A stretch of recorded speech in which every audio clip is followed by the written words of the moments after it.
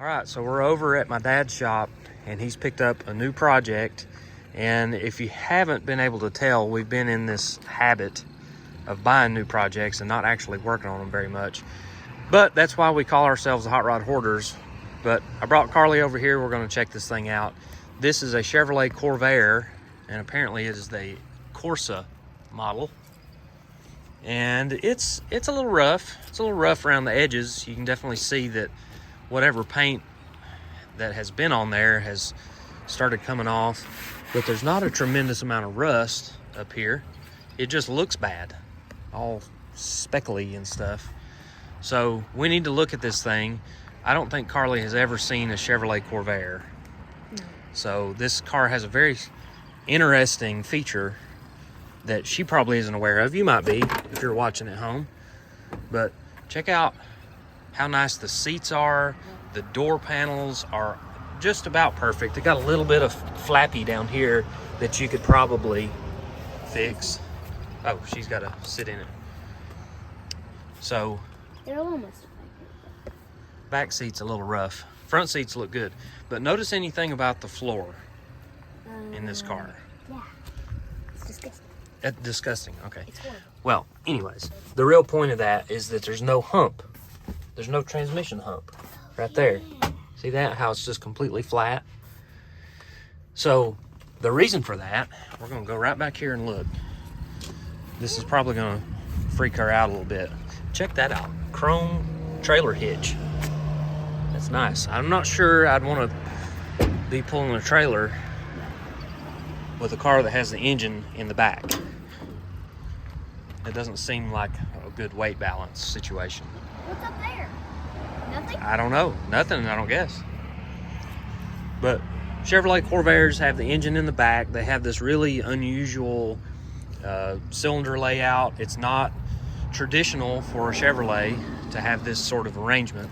Rear engine, especially with this these flat cylinders. But check this out. 4 carburetors. The factory dual snorkel air cleaner is here. I can't believe how good that's the condition is on that. Everything looks pretty complete. Battery's missing, but you know, pretty good. Got a little bit of ventilation here that gets fresh air from outside of the car in here to the air cleaner. That's what that's for, I'm sure. Yeah, sure it is. But really neat looking car. It's got typical rust issues. You know, back here is pretty soft. That needs to be patched. The floor pans up here got some pretty bad spots up by the gas pedal. Typical stuff. But look how nice the dash is. This thing's got a tachometer. It's got 140 mile an hour speedometer. That seems unusual for this car. It's got a vacuum gauge, temperature gauge, gas gauge, and a clock. Pretty cool. Hey, you can sit in it. It's not going to hurt anything. I thought you were going to show me like a thing, a trick back there. Well, yeah, I did show you a trick back there. Well, not really. Like I mean, there's an engine back there, so that's kind of tricky. Or something. Oh, okay, like a joke. Yeah. I thought you're. Not. I was like backing away, like what? Yeah, could be in there? Snakes are going to jump out or something. So, anyways, new project. I really don't know. I don't think we have a key to open the. Do you call it a hood? Do you call this a hood? Or do you call that the hood? I don't know. That's confusing to me. But I don't think we have a key to open whatever that is at the front. The hood trunk thing. Doors open and shut good. Glass is good except for the windshield. It's busted all to pieces. Always get busted windshield. Yeah, what's up with that? So here's another detail. So the last 3 cars we bought, the 2 Studebakers, the C10, which is still sitting in the same spot. I haven't touched it. And this Corvair, all of them, all 4 of these vehicles have had stuck engines. So the engine's stuck in this thing, of course. But this car, I think we could spend a little time on this and make something cool out of it. It's definitely got more potential than the Studebakers and the Chevrolet pickup. A lot less rust. It's got a set of rally wheels on it already. And all 4 tires hold air. So they all hold air. They're all holding air. This is a miracle. Check them out.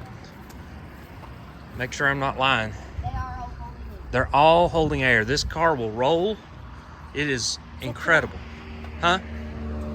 That guy back there. Well, that guy back there is toast. He's junk. Yeah. So, anyways, new project. This is a Chevrolet Corvair. Let me see what year it is. Right there. 66. Camera won't focus. There it is. 66. I guess we could look up and see what these things mean. All right, so with a little bit of help from Google, this body tag tells us the number 66 equals 1966. That's the year model of the vehicle.